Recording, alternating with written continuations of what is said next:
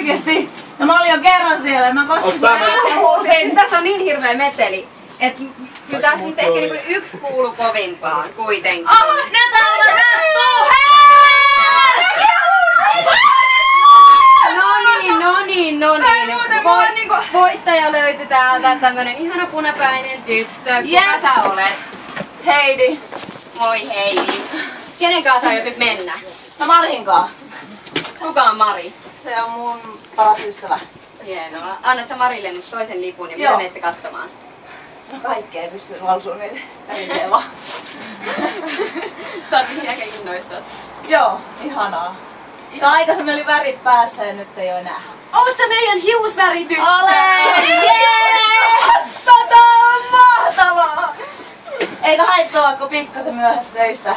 Yes! Oikein arvois. Tästä sulle 3 päivän ruisrokki.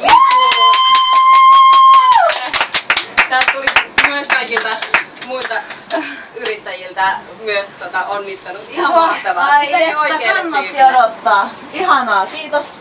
Hali! Vaikka sanoa, että ihan oikealle tytölle. Ja annettais muillekin, jos meillä olisi lippuja. Yes. Eikö saa enää yhtään?